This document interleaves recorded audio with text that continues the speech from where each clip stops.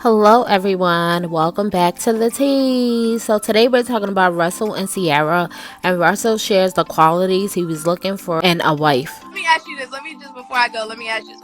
What is your response when people ask you what was the prayer? What do you say? Because that's all people want to know. Really? You be acting like you don't hear people asking you the damn question. What was the prayer? That's what they want to know. What was it? Oh, Because I pray with you many nights. I'm like, did you keep that one? Did you But keep the that one? point is what you just said, that I prayed many nights. Okay.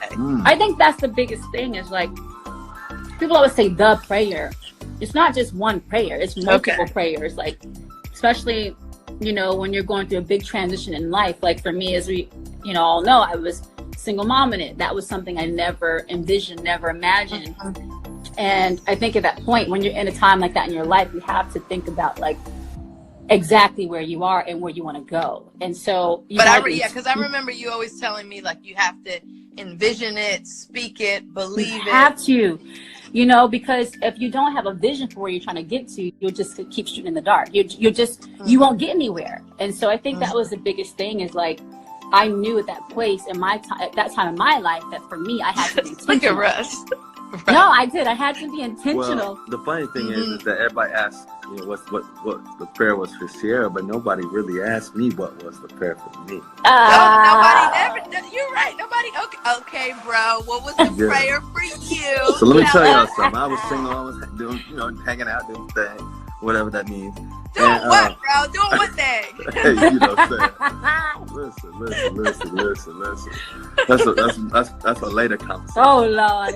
But anyway, so I'm hanging out, and I think ultimately though, for me, I never forget like being in this space of like, what do I really want? Like, what am I looking for? And I think, really, I wanted a relationship, a long-lasting relationship. I wanted love. I wanted kids. I wanted family. I didn't want perfection. I wanted the perfect thing for me.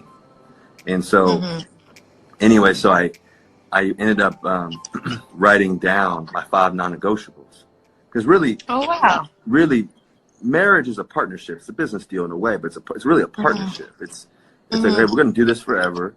Like, how are we going to partner and do this, right? And so, for me, I thought of it that way. I was like, okay, well, when you go into a partnership deal or a business type deal, you want to think about what are your non-negotiables? What are the things that this is what I want, and this is what I have to have, and this is what I'm looking for.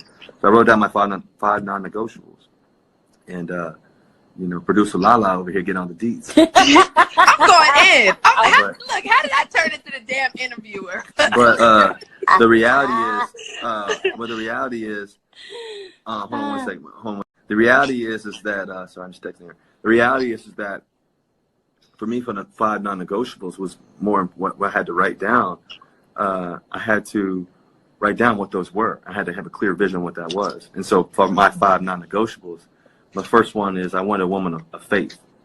That's the number one thing I wanted. That was important to her. I wanted a woman of faith. The second thing is I wanted a woman who was faithful. The third thing I wanted is ultimately I wanted an independent woman.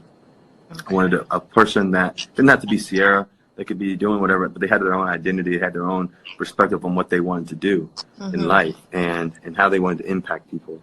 And that was something that I noticed from the first time we met and how she spoke about others.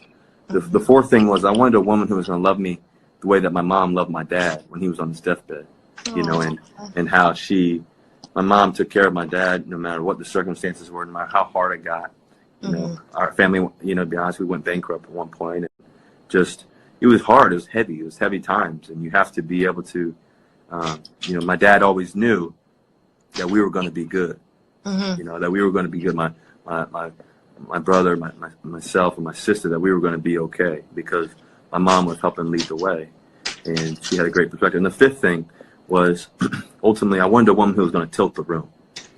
Right? When you walk in the room, if she walks in the room, the whole furniture just slides to her. Okay. And so those are 5 things. My 5 non-negotiables were one woman of faith. The second thing was one woman who was faithful. The third thing was one woman who was independent. Fourth thing was I wanted a woman who, who loved me the way that my mom loved my dad. And the fifth thing was, ultimately, is I wanted a woman who would tilt the room. I wasn't gonna settle for 3 out of the 5 or 4 out of the 5. We were gonna go 5 for 5, and that was it. And you got it. And we got 5 for 5 plus some more. You got it.